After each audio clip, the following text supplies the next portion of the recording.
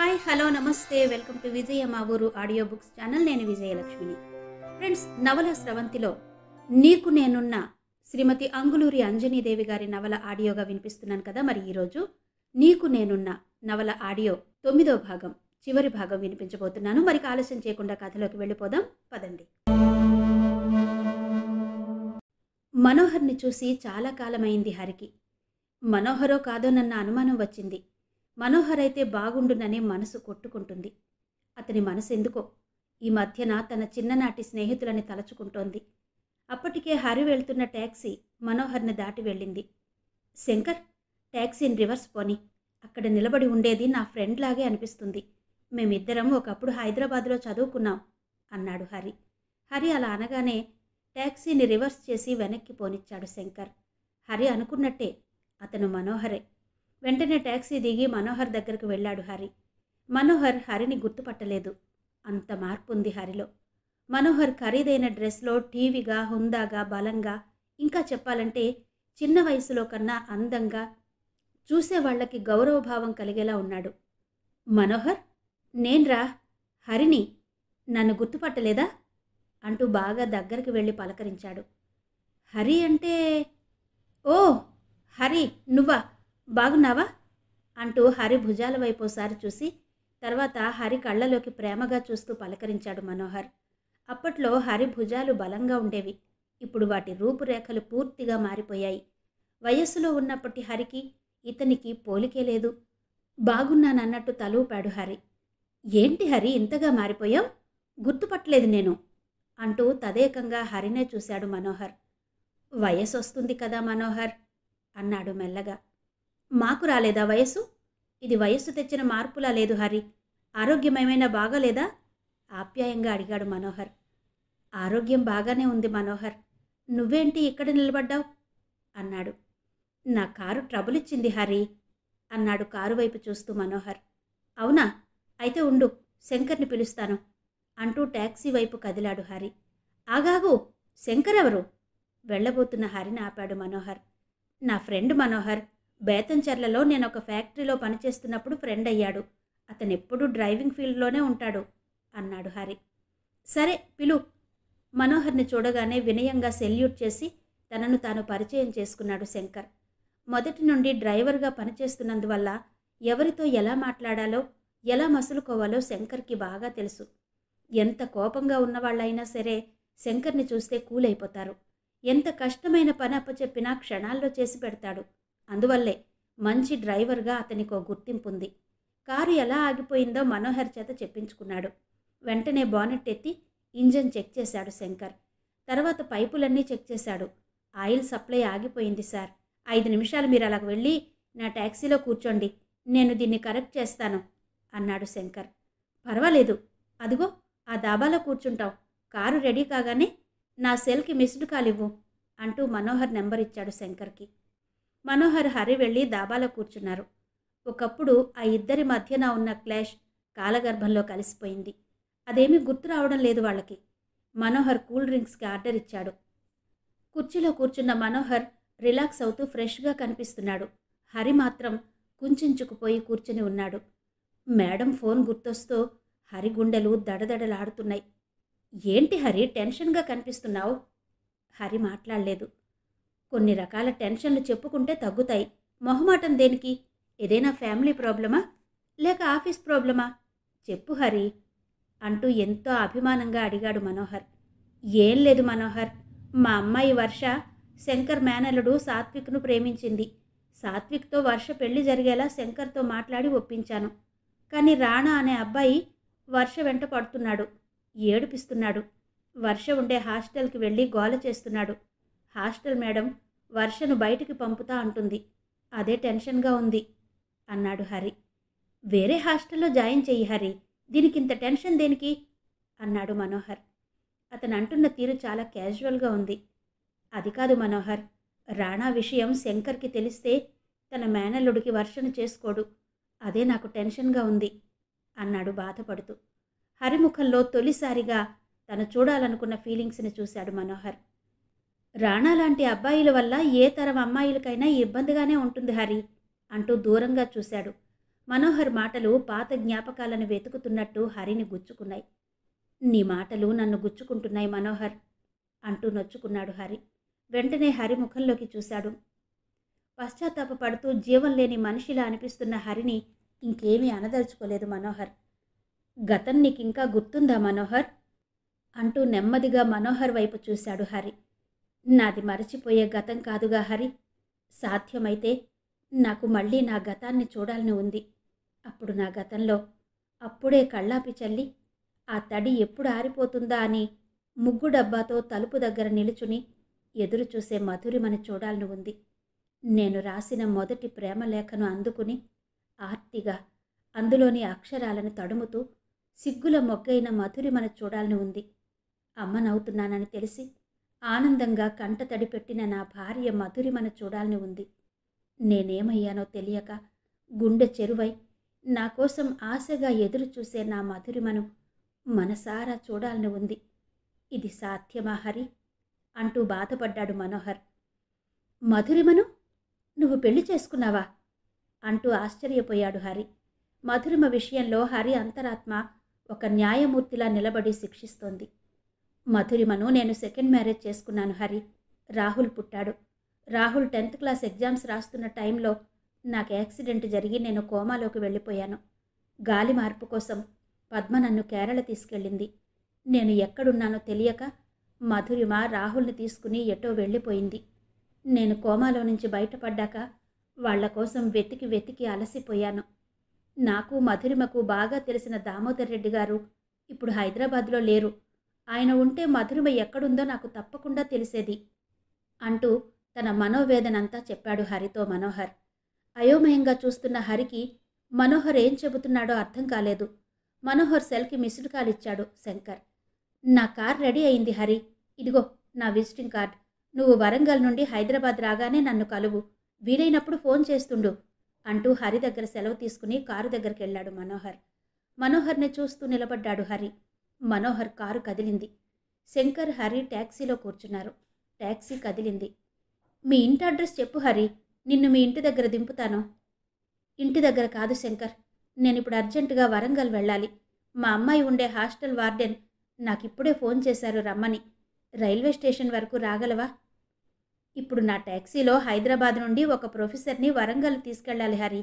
నువ్వు కూర్చో, వరంగల్ వెళదాం, పర్వాలేదు అన్నాడు శంకర్. ట్యాక్సీలో అలాగే కూర్చున్నాడు అతను. హైదరాబాద్లో ఓ చోట ట్యాక్సీ ఆపుకుని ప్రొఫెసర్ని ఎక్కించుకుని వరంగల్కి వెళ్ళింది ట్యాక్సీ. కాకతీయ యూనివర్సిటీ రాగానే ఆ ప్రొఫెసర్ ట్యాక్సీ దిగాడు. హరి అడ్రస్ చెప్తుంటే వర్ష ఉండే హాస్టల్ దగ్గరికి వెళ్ళి ట్యాక్సీని ఆపాడు శంకర్. రోజా కూతురు వర్షను చూడాలని శంకర్కి తొందరగా ఉంది. కానీ హరి ఒక్కడే లోపలికి వెళ్ళాడు. హరి లోపలికి వెళ్ళినంత వేగంగా వర్ష లగేజ్తో పాటు వర్షను కూడా తీసుకొచ్చి ట్యాక్సీలో ఎక్కాడు హరి. వర్షను చూడగానే శంకర్ కళ్ళు విభ్రాంతితో విచ్చుకున్నాయి. అచ్చు తన పోలికల్లో ఉన్న వర్షను చూడగానే శంకర్ హృదయం మౌనంగా నవ్వుకుంది. సాత్విక్ మేనమామగా శంకర్ని వర్షకు పరిచయం చేశాడు హరి. ట్యాక్సీలో హరి పక్కన కూర్చుంది వర్ష.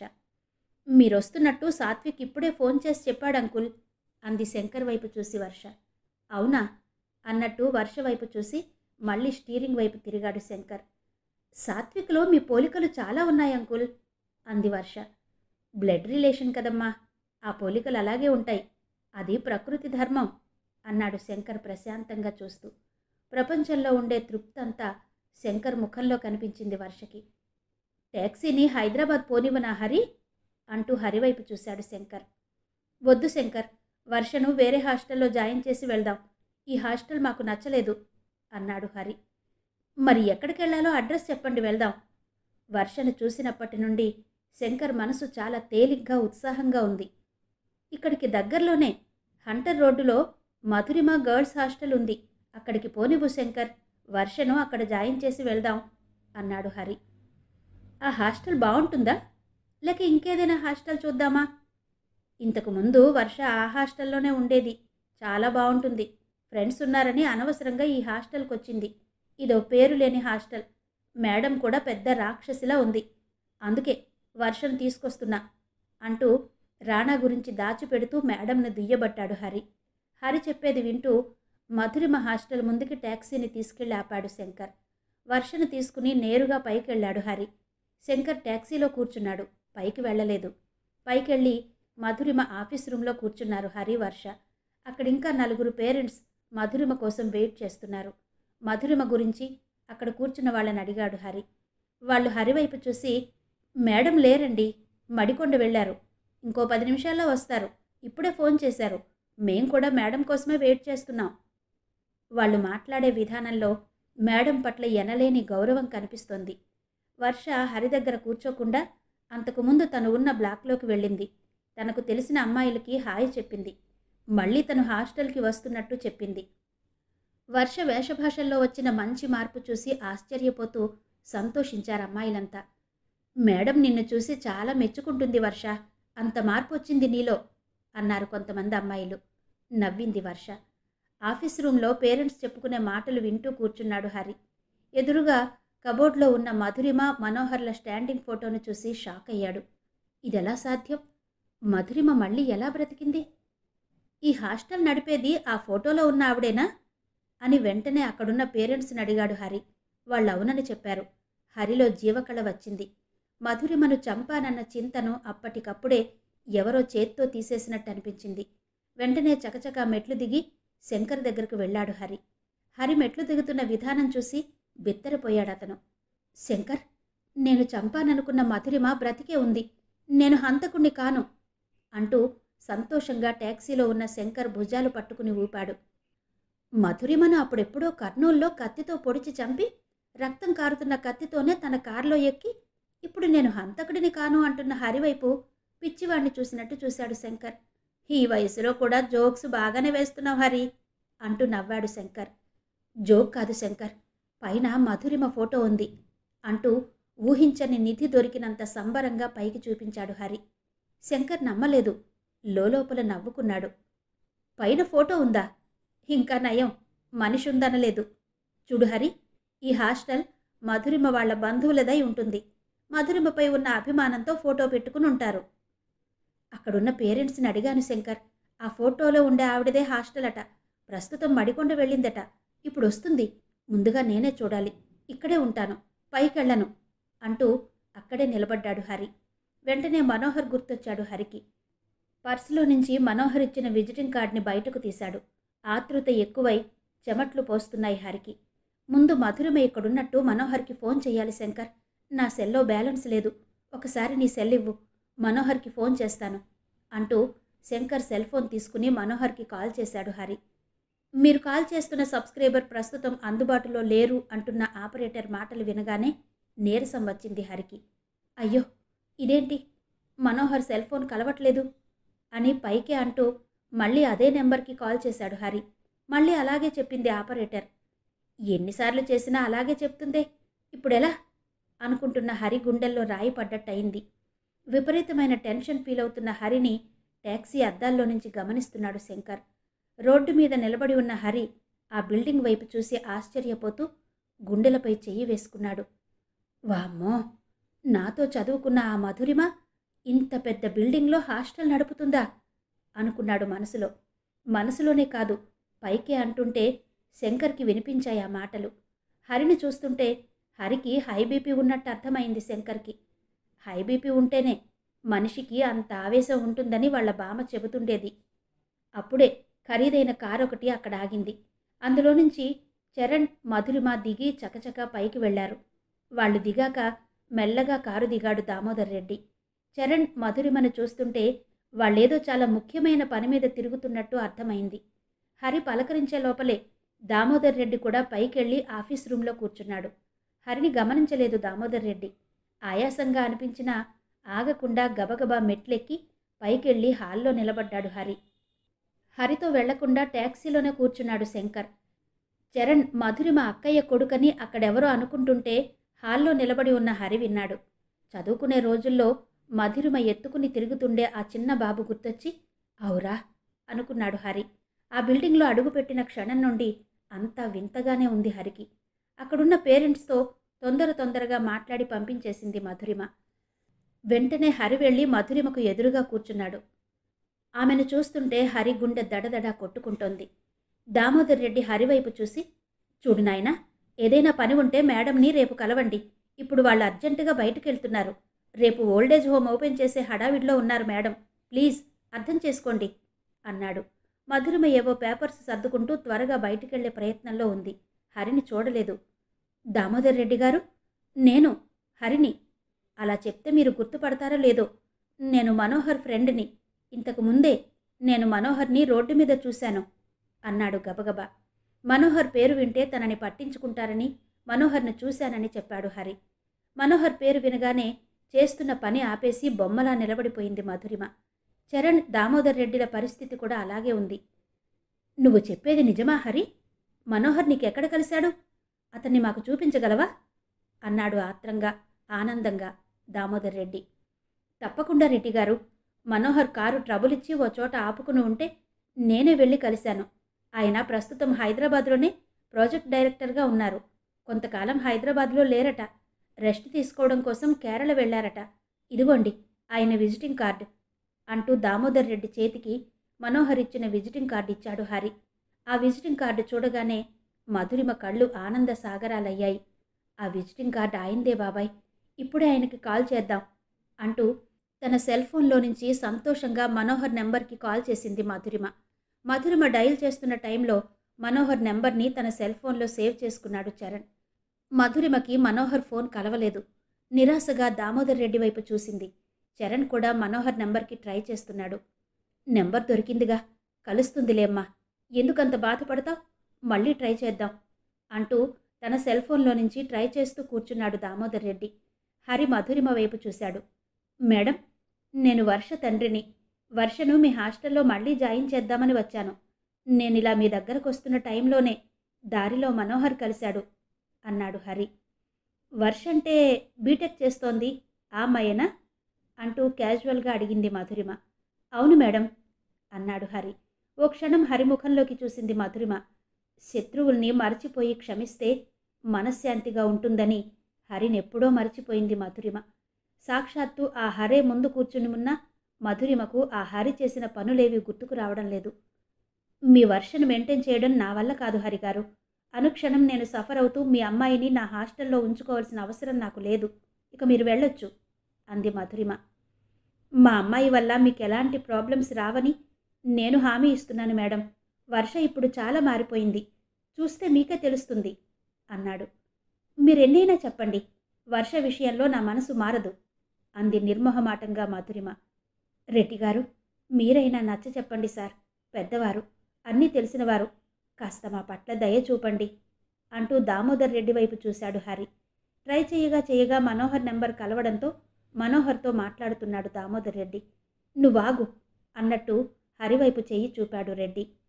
చచా, ఈ నెంబర్ ఇప్పుడే కలవాలా అని లోపల విసుక్కున్నాడు హరి. నీ నెంబర్ ఇప్పుడే హరి ఇచ్చాడు మనోహర్. ఇదిగో మధురిమ నా పక్కనే ఉంది. నిన్ను మధురిమను కలిపిన ఘనత హరిదేనయ్యా. మీ ఇద్దరూ బంగారు పూలతో పూజ చేసినా హరి రుణం తీర్చుకోలేరు అంటూ మనోహర్తో దామోదర్ రెడ్డి ఫోన్లో చెబుతుంటే కృతజ్ఞతగా హరివైపు చూసింది మధురిమ. అది చూసి హరి కళ్ళు నోరు ఆవులించాయి. యాదృచ్ఛికంగా మనోహర్ను చూసిన తను వాళ్ల దృష్టిలో ఇంత మంచివాడు కావడం హరికి థ్రిల్లింగ్గా ఉంది. మంచి పనులు మనుషుల్ని ఇంతగా కదిలిస్తాయని అతనికి తొలిసారిగా అనుభవంలోకొచ్చింది. రెడ్డిగారు ఫోన్ మధురిమకిచ్చారు. మధురిమ మనోహర్తో మాట్లాడుతుంటే అలాగే చూస్తూ కూర్చున్నాడు హరి. మాట్లాడడం అయ్యాక హరివైపు చూసి, వర్షను నేను జాయిన్ చేసుకుంటాను, తీసుకురండి హరిగారు. వర్షను జాయిన్ చేసుకున్నాకే నేను బయటకు వెళ్తాను. అన్నట్టు నేను ఓల్డేజ్ హోమ్ పెడుతున్నాను. రేపే దాని ప్రారంభోత్సవం. ఈ విషయం ఫోన్లో మా వారితో చెప్పాను. ఆయన ఇప్పుడే బయలుదేరి వరంగల్ వస్తున్నారు. ఆయన నెంబర్ ఇచ్చి మమ్మల్ని ఇలా కలిపినందుకు ఆయన తరపున నా తరపున కృతజ్ఞతలు తెలుపుకుంటున్నాను. రేపు జరగబోయే నా మధురిమ ఓల్డేజ్ హోమ్ ప్రారంభోత్సవానికి మీరు తప్పకుండా రండి అంటూ మనస్ఫూర్తిగా అతన్ని ఆహ్వానించింది మధురిమ. ఆమె తనని అంతగా గుర్తించి ఆహ్వానించినందుకు హరి ఎంతగానో పొంగిపోయాడు. కల్మషాన్ని వదిలిపెట్టిన అతని హృదయానికి తొలిసారిగా నిజమైన ఆనందం దొరికింది. అలాగే మేడం, తప్పకుండా వస్తాను అంటూ సంతోషంగా చెప్పాడు. వర్షను తన హాస్టల్లో జాయిన్ చేసుకుంది మధురిమ. రాణా వర్షను ఇకేమీ చెయ్యలేడన్న ధైర్యం వచ్చింది హరికి. ప్రవాహంలా సాగే కాలం మంచి న్యాయ నిర్ణేత. అన్ని సమస్యల్ని పరిష్కరిస్తుంది. అన్ని దారుల్ని కలుపుతుంది. మధురిమ ఓల్డేజ్ హోమ్ ప్రారంభోత్సవం అతి ఘనంగా ప్రారంభమైంది. అప్పుడే కారు దిగి మధురిమ ఓల్డేజ్ హోంలోకి ప్రవేశించాడు మనోహర్.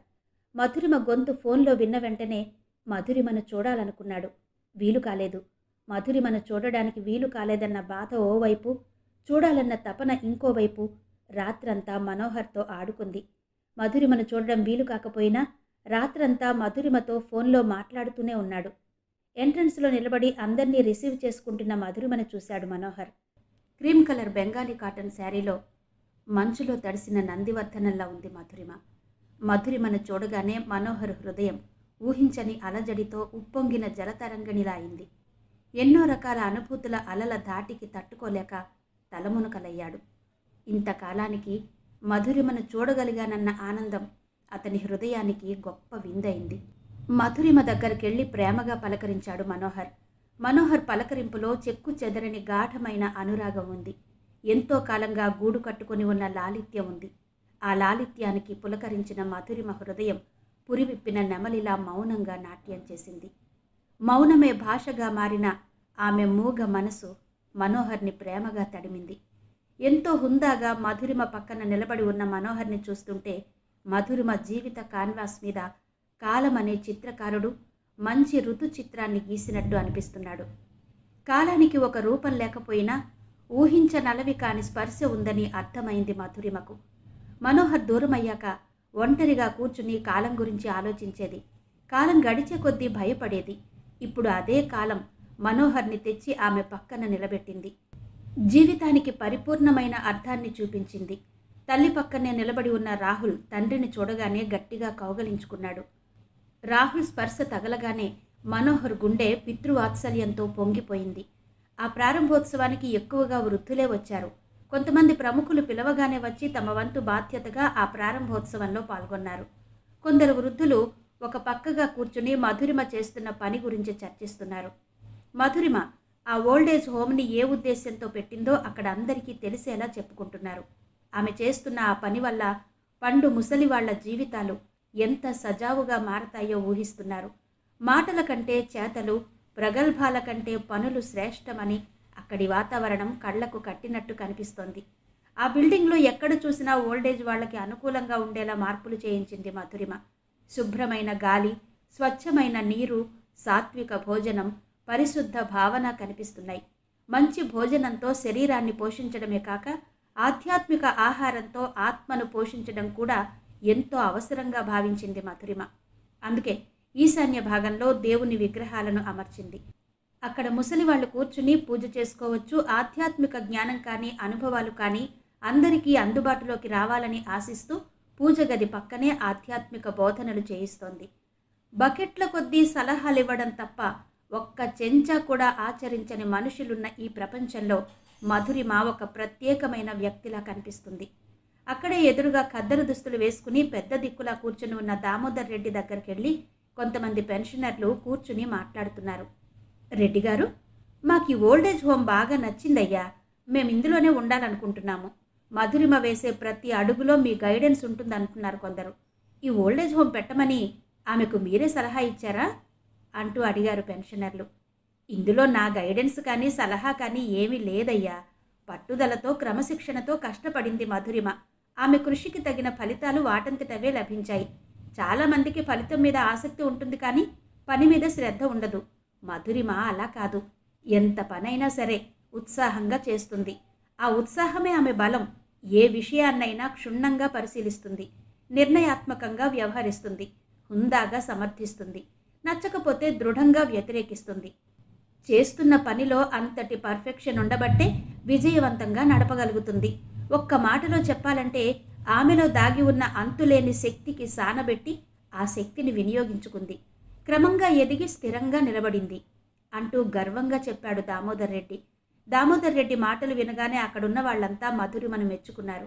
అప్పటికప్పుడే వ్రేళ్లు లేని పుట్టగొడుగుల్లా మధురిమపై ప్రశంసలు ఆ ఓల్డేజ్ హోమ్ అంతా విస్తరించాయి. అక్కడే కూర్చుని ఉన్న మధురిమకు వాళ్ల మాటలు స్పష్టంగా వినిపిస్తున్నాయి. పొగడ్త అనే 3 కాళ్ల కుర్చీపై విర్రవీగి కూర్చుంటే కింద పడతామని మధురిమకు తెలుసు. అందుకే ఆమె వింటున్న ఆ పొగడ్తల సుగంధాన్ని ప్రేమగా పీల్చి వదిలేస్తుంది. మనోహర్కి ఒకవైపు మధురిమ, ఇంకోవైపు రాహుల్ కూర్చొని ఉన్నారు. రాహుల్ తన కంపెనీ విషయాలను చెబుతుంటే ఆసక్తిగా వింటున్నాడు మనోహర్. రాహుల్ని అంత మంచి పొజిషన్లో చూస్తుంటే తృప్తిగా ఉంది మనోహర్కి. మధురిమ పెంపకంలో ఎలాంటి లోపం కనిపించలేదు. ఒకవైపు తన కెరీర్ని కాపాడుకుంటూనే కొడుకునంత ప్రయోజకుణ్ణి చేసినందుకు మధురిమను మనసులోనే అప్రిషియేట్ చేశాడు మనోహర్. మనోహర్ పక్కన కూర్చుని ఉన్న రాహుల్ తండ్రిని మించి కనిపిస్తుంటే సంతోషం నిండిన కళ్ళతో దూరం నుండి వాళ్లనే చూస్తూ కూర్చున్నాడు దామోదర్ రెడ్డి. చరణ్, విక్రమ్ అక్కడంతా యాక్టివ్గా తిరుగుతూ ఫోన్ల మీదనే అన్ని పనులు చేయిస్తున్నారు. వాళ్ళిద్దరినీ మనోహర్కి పరిచయం చేసింది మధురిమ. చరణ్ని చూసి ఆశ్చర్యపోయాడు మనోహర్. తను చదువుతున్న రోజుల్లో ప్రతిరోజు తన దగ్గరకొచ్చి తనిచ్చిన చాక్లెట్స్ తింటూ ఆడుకున్న ఆ బాబేనా ఈ చరణ్ అని సంతోషించాడు. ఎంత ఎదిగినా ఒదిగి ఉండే నైజం చరణ్ది. అది బాగా నచ్చింది మనోహర్కి. ఒక్కసారిగా వాళ్ళందరినీ అలా చూడగానే మనోహర్ కళ్ళు చెమర్చాయి. కళ్ళు తుడుచుకోండి డాడీ, మేమంతా బాగున్నాం కదా, బాధపడుతున్నారెందుకు అంటూ తండ్రి ముఖంలోకి చూశాడు రాహుల్. రాహుల్ కనిపించినప్పటి నుండి రాహుల్ చేయి మనోహర్ చేతిలోనే ఉంది. పోగొట్టుకున్న విలువైన వజ్రం దొరికినట్టు కొడుకు చేతిని అలాగే పట్టుకుని కూర్చున్నాడు మనోహర్. ఇది బాధ కాదు రాహుల్, ఆనందం. మీరు దూరమయ్యాక నా గుండెలో చోటు చేసుకున్న భారమంతా కన్నీళ్ల రూపంలో దిగిపోయింది అంటూ తన కర్చీఫ్తో కళ్ళు తుడుచుకున్నాడు మనోహర్. సెంటిమెంట్స్కి కదిలిపోని మనిషి ఉండడని మనోహర్ని చూస్తుంటే అర్థమైన రాహుల్ కళ్ళు కూడా కొంచెం చెమర్చాయి. అక్కడి నుండి లేచి వెళ్ళి దామోదర్ రెడ్డి పక్కన కూర్చున్నాడు మనోహర్. మధురిమను ఉప్పెనలా ముంచెత్తిన కష్టాల్లో పెద్ద దిక్కులా నిలబడి అడుగడుగునా ఆదుకున్న దామోదర్ రెడ్డికి మనస్ఫూర్తిగా కృతజ్ఞతలు తెలుపుకున్నాడు మనోహర్. మనోహర్ భుజంపై చెయ్యి వేసి వాత్సల్యపూరితంగా నిమిరాడు దామోదర్ రెడ్డి.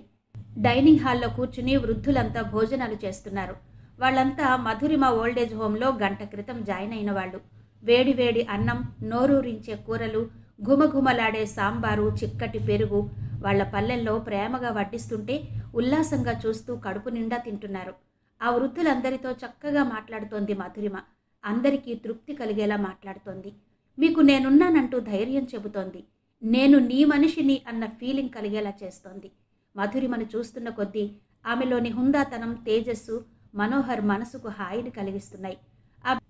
ఆ బిల్డింగ్కి ఉత్తర భాగంలో ఉన్న ఖాళీ స్థలంలో వృద్ధులు ప్రశాంతంగా తిరగడం కోసం పార్క్ లాగా చేయించి అందులో తనకి నచ్చిన క్రోటన్స్ మొక్కలను నాటించింది మధురిమ.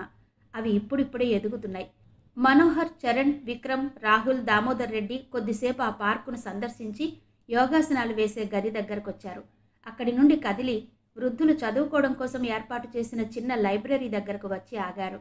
అక్కడున్న ఆధ్యాత్మిక పుస్తకాలను పరిశీలించాడు మనోహర్. ఆ పుస్తకాలను మధురిమ పాండిచ్చేరి నుండి తెప్పించినట్టు దామోదర్ రెడ్డి మనోహర్తో చెప్పాడు. ఆ పుస్తకాలు మనోహర్ హార్ట్కి బాగా టచ్ అయ్యాయి. ఓల్డేజ్ హోంలో అడుగుపెట్టిన క్షణం నుండి హరి ఆధ్యాత్మిక బోధనలు చేసే దగ్గర కూర్చుని కదలడం లేదు. ఆయన్ని డిస్టర్బ్ చేసేవాళ్ళు కూడా లేరక్కడ. తత్వశాస్త్రం అంటే ఏంటి స్వామి అంటూ స్వామీజీని అడిగాడు హరి. ఎప్పటి నుండో తత్వశాస్త్రం గురించి తెలుసుకోవాలనుంది హరికి. తత్వశాస్త్రం అంటే వివేకంపై వ్యామోహం నాయన, విచక్షణ జ్ఞానం కూడా తత్వశాస్త్రం కిందకే వస్తుంది అన్నాడు స్వామీజీ. అర్థం కాలేదు హరికి. కొంత తెలిసి తెలియనట్టు అనిపించినా స్పష్టంగా తెలియలేదు. తత్వశాస్త్రం అవసరమా స్వామి అన్నాడు. హరి వేసిన ప్రశ్న వినగానే స్వామీజీ దీర్ఘంగా నిట్టూర్పు వదిలారు. జవాబులు చెప్పే స్వామీజీ ముందున్నాడు కాబట్టి ఎన్ని రకాల ప్రశ్నలైనా అడగొచ్చనుకున్నాడు హరి. ఎన్నో తెలుసుకోవాలని ఉన్న హరికి ఇన్ని రోజులు చెప్పేవాళ్లు దొరకలేదు. స్వామీజీ రూపంలో ఇప్పుడు అవకాశం దొరికింది హరికి. హరివైపు చూశారు స్వామీజీ. ప్రతిదానిలోనూ మనం తెలుసుకోవలసిన గూఢార్థం ఉంటుంది కాబట్టి తత్వశాస్త్రం లేకుండా నువ్వేమీ చెయ్యలేవు నాయనా, వదులుకోవడం భరించడంలోనే తత్వశాస్త్రం ఇమిడి ఉంది అన్నారు. ఆ మాటలు వినగానే టక్కున నోరు మూసుకున్నాడు హరి. చూడు నాయనా, సందేహం రావడంలో తప్పులేదు, దాన్ని తీర్చుకోకపోవడంలోనే తప్పుంది. తప్పులు చేయడం మానవ సహజ గుణం. అలాగని తప్పులు చేయడమే పనిగా పెట్టుకోకూడదు. తప్పులు చేసిన మనుషులు స్వేచ్ఛగా తిరగలేరు. తెలియక చేసే తప్పుల్ని క్షమించాలి, కానీ తెలిసి చేసే తప్పుల్ని శిక్షించాలి. ఈరోజు మనం నవ్వుతూ చేసిన తప్పుల్ని రేపు ఏడుస్తూ అనుభవించాలి. సమర్థించుకోవడం వల్ల తప్పులు రెట్టింపవుతాయి. ఒక తప్పును సరిదిద్దుకోవడానికి రెండో తప్పు చేయకూడదు. ఇతరుల తప్పుల్ని చూడగలిగినట్టే మన తప్పుల్ని మనం చూడగలగాలి. అంతేకాని మన కంట్లో ఉన్న దూలాన్ని వదిలేసి ఎదుటి వాళ్ల కంట్లో ఉన్న నలుసును చూడొద్దు. ఒక్కసారి కాస్త దారి తప్పితే అధఃపాతాళం మన కోసం కాచుకుని ఉంటుంది అంటూ హరివైపు చూశాడు స్వామీజీ. ఇంకేమైనా అడుగుతారా నాయనా అన్నట్టున్నాయి స్వామీజీ చూపులు. జీవితం అంటే ఏంటి స్వామీజీ అంటూ స్వామీజీ వైపు చూశాడు హరి. ముందు జీవితం గురించి తెలుసుకోవాలని ఉంది అతనికి. ఇంత జీవితాన్ని చూశావు, ఇంకా జీవితం గురించి అడుగుతున్నావా నాయనా అన్నారు స్వామీజీ. చెప్పు స్వామి, నాకేం అంతు పట్టడం లేదు అంటూ అర్థించాడతను. జీవితం అంటే బాధ కాదు, సంతోషం కాదు, అదొక ఉన్నతమైన అంశం నాయనా. అందులోకి ప్రవేశించాలంటే సాహసం కావాలి, ఆలోచన కావాలి. అదొక అసాధారణ వ్యాపారం. ఆ వ్యాపారంలో లాభ నష్టాలు అపారం. అందుకే ఎవరో ఒకరికి ఉపయోగపడేలా మీ జీవితాన్ని మలుచుకోండి. మీరు మీ జీవితాన్ని నిజంగా ప్రేమిస్తున్నట్టయితే కాలాన్ని వృధా చెయ్యకండి. ఎందుకంటే ఆ కాలమే మీ జీవితం. జీవితం అశాశ్వతమైనది. పశ్చాత్తాపంతో అవసరం రాకుండా మీ పనుల్ని మీరు పూర్తి చేసుకోండి. ఈ బ్రతుకే ఒక మొసళ్ల మడుగు. వాటి నోటిలో పడకుండా ఈదుకుంటూ బ్రతకండి అన్నారు స్వామీజీ. మోసాలు చేస్తూ హాయిగా బ్రతుకుతుంటే మొసళ్ళు మడుగు అంటారేంటి స్వామి అంటూ వెంటనే అన్నాడు హరి. మోసం అనేది చాలీ చాలని దుప్పటి లాంటిది నాయనా. ముఖం కప్పుకుందామంటే కాళ్ళు కనబడతాయి, కాళ్ళు కప్పుకుందామంటే ముఖం కనబడుతుంది. అవినీతి దోమలు ఎక్కడ కనిపిస్తే అక్కడ కుడుతూనే ఉంటాయి. ఆ బాధలో హాయెక్కడా అంటూ గాల్లోకి చూశారు స్వామీజీ. టక్కున స్వామీజీ కాళ్ల మీద పడ్డాడు హరి. స్వామీజీ కాళ్ల దగ్గరే నిజమైన మోక్ష మార్గం కనిపించింది అతనికి. మధురిమ వరంగల్లో ఉందని తెలిసిన వెంటనే తల్లితో చెప్పాడు మనోహర్. ఆమె పైకి ఏమీ అనలేదు. మనసులో మాత్రం ఒక్కసారి వరంగల్ వెళ్ళి తన కోడలు మధురిమను చూడాలనుకుంది. ముఖ్యంగా తన మనవడు హైదరాబాదులోనే జాబ్ చేస్తున్నాడని తెలిసి సంబరపడింది. ఇకనైనా పద్మతో మధురిమ గురించి చెప్పాలనుకుంది. ఆ రోజు రాత్రి సమయంలో మనోహర్ మధురిమతో ఫోన్ మాట్లాడుతూ గార్డెన్లో తిరగడం చూసి పద్మను తన పక్కన కూర్చోబెట్టుకుంది తులసమ్మ. నెమ్మదిగా మధురిమ విషయం పద్మతో చెప్పింది. పద్మకు ముందు అయోమయంగా అనిపించినా మెల్లగా అర్థం చేసుకుంది. ముఖ్యంగా రాహుల్ గురించి వినగానే తనకి పిల్లలు లేరన్న వెలితిలో నుంచి బయటపడింది పద్మ.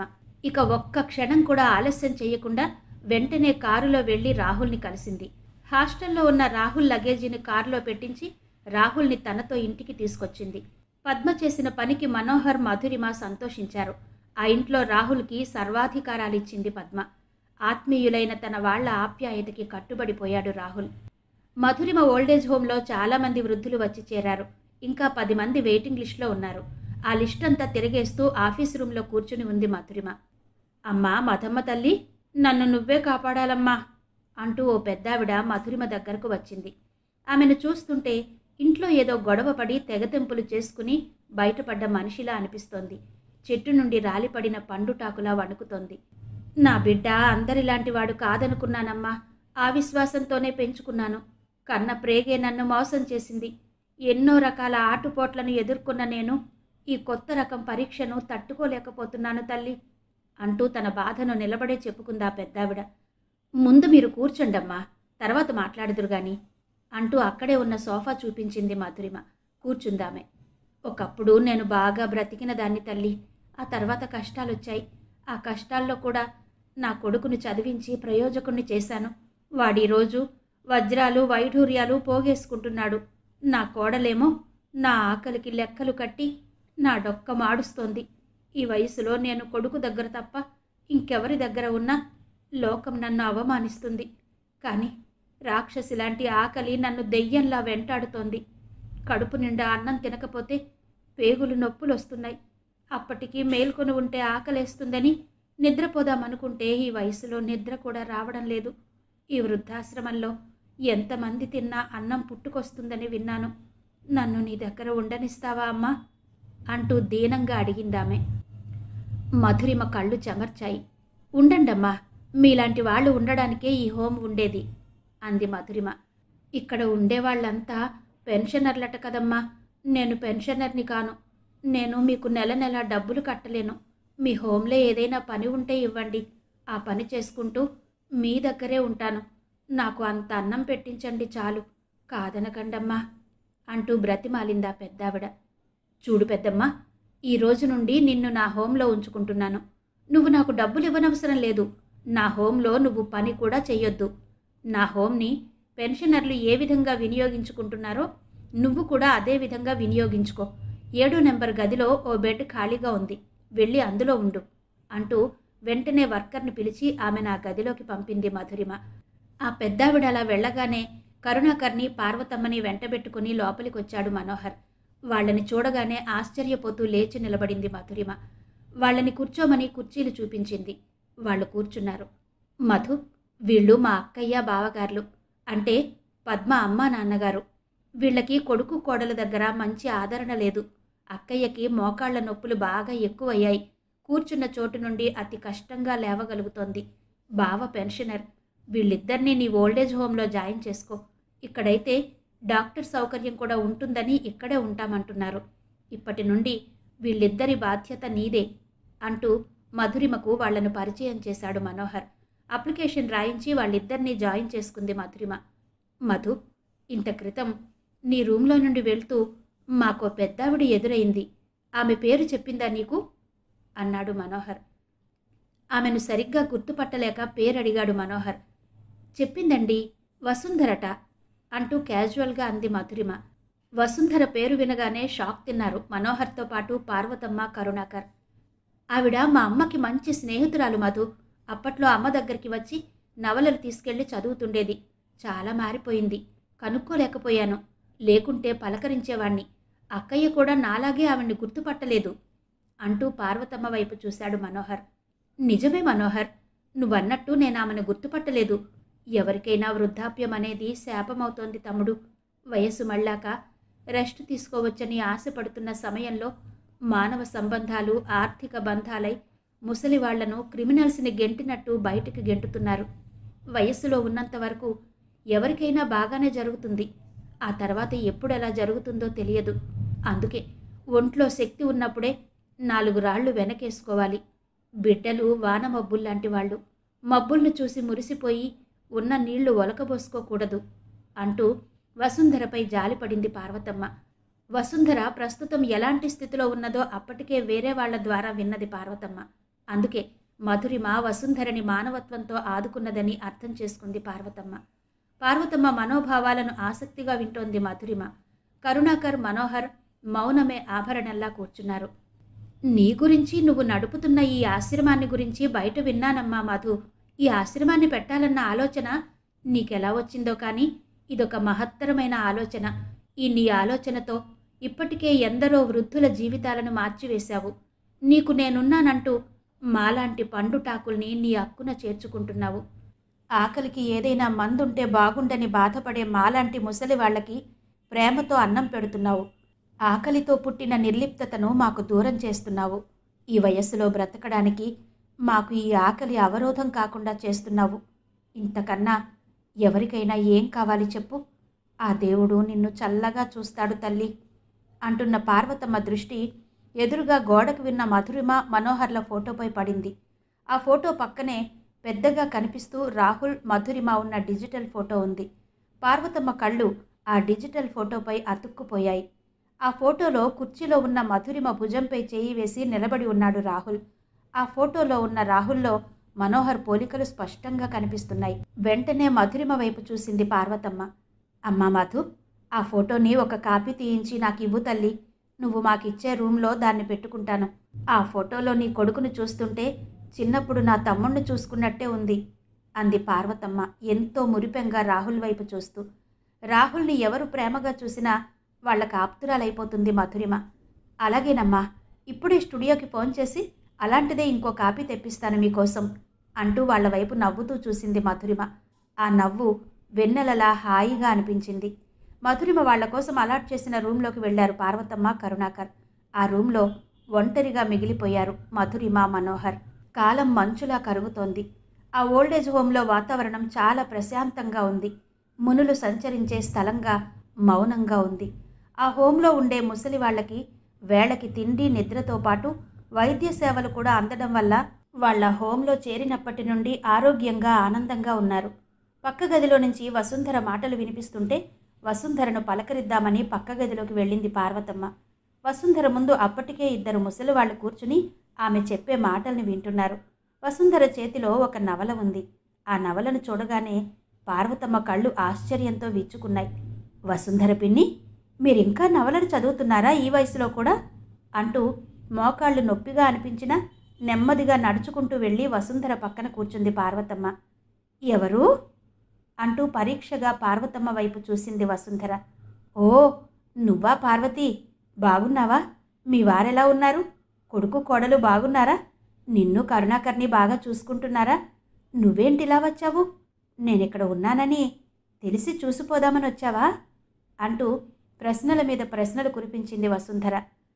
పార్వతమ్మ మాట్లాడకపోవడం చూసి, నేను ఈ హోంకి వచ్చే ముందే నా పాత కళ్ళజోడికి అద్దాలు మార్పించుకుని మిగిలిన 150 రూపాయలకి ఈ విజయానికి 5 మెట్లు నవల కొని భద్రంగా బ్యాగ్లో పెట్టుకుని వచ్చాను పార్వతి అంది. వసుంధర ఇప్పుడు చాలా హుషారుగా ఉంది.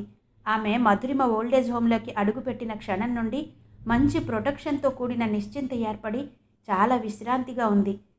నా గురించి సరే, ఇక నీ గురించి చెప్పు పార్వతి అడిగింది వసుంధర. ఏం చెప్పాలి పిన్ని నా అవస్థ? నా కోడలు పెళ్లికి ముందు నేను కలలు కన్న కోడల్లాగా లేదు. కోడలంటే కోడలే, కూతురు కాదుగా. నా శరీర బాధను అర్థం చేసుకోవడానికి మనవడికి కూడా నా మీద లేని పొరివి నూరిపోసి వాణ్ణి కూడా నా దగ్గరకు రాకుండా చేసింది. సెంటిమెంట్స్ చంపుకుంటూ ఎలా బ్రతకాలి పిన్ని? ఎందుకో మేమిద్దరం మా ఇంట్లో పరాయి వాళ్లలా మెలగాలంటే మెలగలేకపోయాం. అందుకే ఇలా వచ్చాం, ఇక్కడే ఉంటాం అంది పార్వతమ్మ. ఏం రావడమో ఏమో గాని వచ్చినప్పటి నుండి ఒకటే బెంగగా ఉంది నాకు అంది అక్కడ కూర్చుని ఉన్న ముసలివాళ్లలో ఒక ముసలావిడ. ఎందుకు బెంగ? అంది వసుంధర. ఎందుకంటే నా ధ్యాసంతా ఇంటి మీదనే ఉంది. ఎప్పుడు చూసినా కీచులాడుకుంటూ గొడవలు పడే నా కొడుకు కోడలు ఇప్పుడు ఎలా ఉన్నారో. స్కూల్ నుండి రాగానే అడిగింది కొనివ్వకపోతే పుస్తకాలు చింపుతానంటూ బెదిరించే నా మనవడెలా ఉన్నాడో. ఈ పాటికి ఎన్ని పుస్తకాలు చింపుకున్నాడో. పక్కింటి కోడలతో ముచ్చట్లు పెట్టుకుంటూ స్టవ్ మీద పెట్టిన గిన్నెలు మరచిపోయి నా కోడలు ఎన్ని గిన్నెలు మాడగొట్టిందో. అసలు నేనొక్క క్షణం లేకుంటే ఆ ఇల్లు ఇల్లులాగా ఉండదు. నా కోడలికి కానీ కొడుక్కు కానీ మనవడికి కానీ జాగ్రత్త అనేది బొత్తిగా లేదు. 1-2 రోజులు చూసి ఇంటికి వెళ్ళాలనుంది అందావిడ.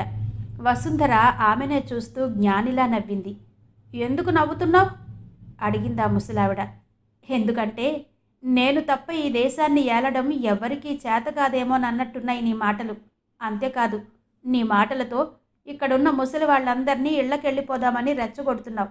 అందుకే మనలో చాలామంది వృద్ధాప్యం వచ్చినంత వేగంగా ప్రవర్తనలో మార్పు రావడం లేదనిపిస్తుంది అంది వసుంధర. మార్పెందుకు? మార్పు చాలా అవసరం. ఎండమూరి ఈ నవల్లో ఓ చోట ఏం రాశాడో చదువుతాను వినండి. వయస్సు పైబడుతున్న కొద్దీ మనలాంటి వాళ్ళు ఒంటరిగా గడపడం నేర్చుకోవాలి.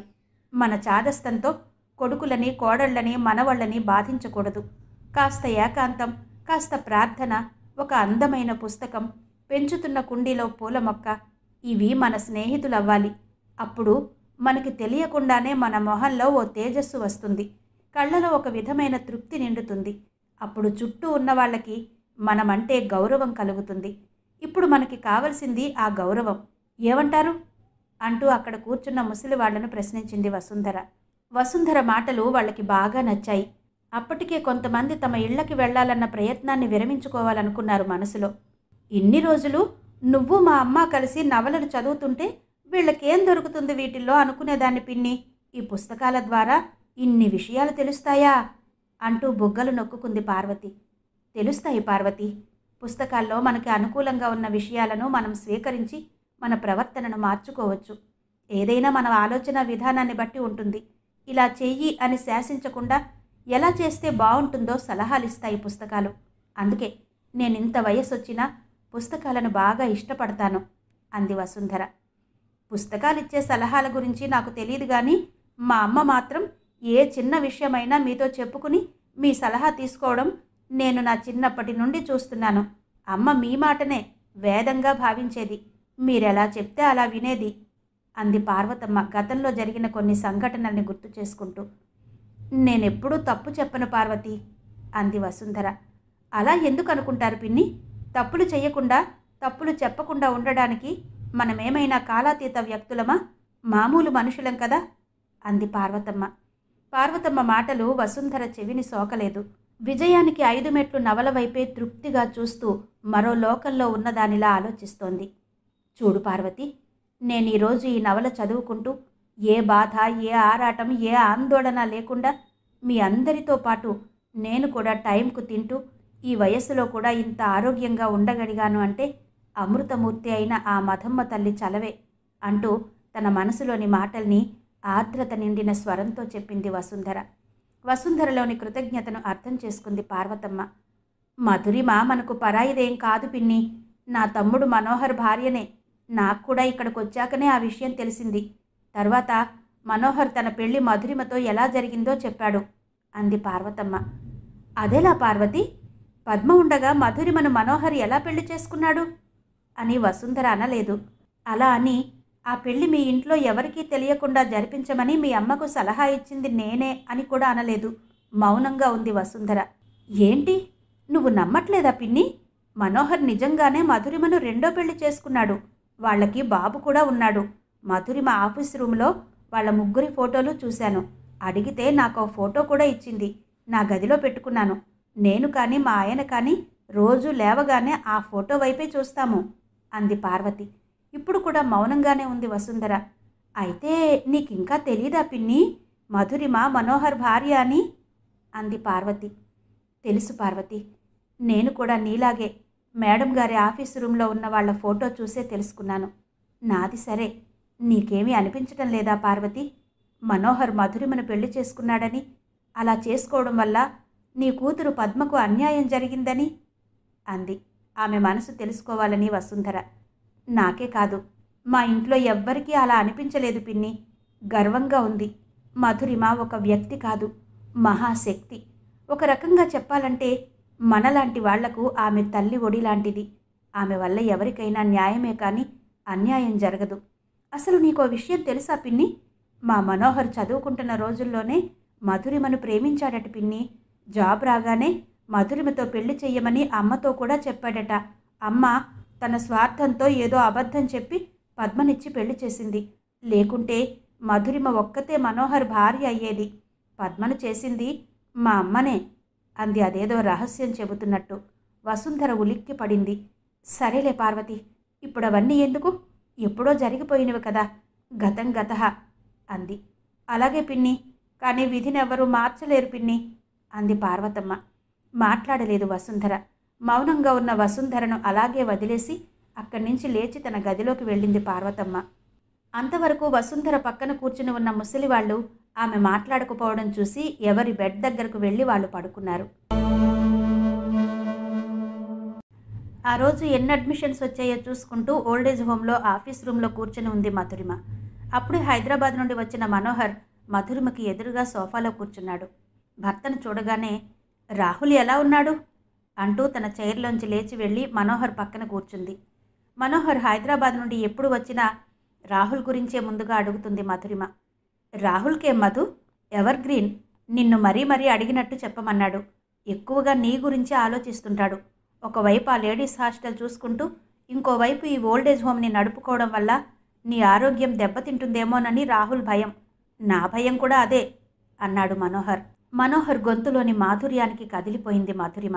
ఇన్ని రోజులు ఆమె గురించి ఆలోచించేవాళ్లు లేరు. ఇప్పుడు నీకు నేనున్నానంటూ కొండంత అండగా ఆమె పక్కన కూర్చుని మనోహర్ ఉన్నాడు. అతని వైపు తృప్తిగా చూసింది మధురిమ. మధురిమ తలపై చెయ్యి వేసి ప్రేమగా నిమిరాడు మనోహర్. నిజంగానే అలసిపోయి ఉన్న మధురిమ మనోహర్ భుజంపై తలపెట్టుకుంది. ఇన్ని రోజులు ఆమె చేసిన ఒంటరి ప్రయాణంలో ఎంతగా అలసిపోయిందో అర్థం చేసుకున్నవాడిలా ఆమెను దగ్గరకు తీసుకున్నాడు మనోహర్. మనోహర్ గుండెలో ఒదిగిపోయింది మధురిమ. నీకు నేనున్న శ్రీమతి అంగులూరి అంజనీదేవి గారి నవల ఈ రోజుతో ముగిసిందండి. మరి ఈ నవల మీద, ఆడియో మీద మీ అభిప్రాయం తెలియజేస్తారు కదూ. మరో చక్కటి నవలతో మళ్ళీ మీ ముందుకు వస్తాను. అంతవరకు సెలవు. నమస్తే.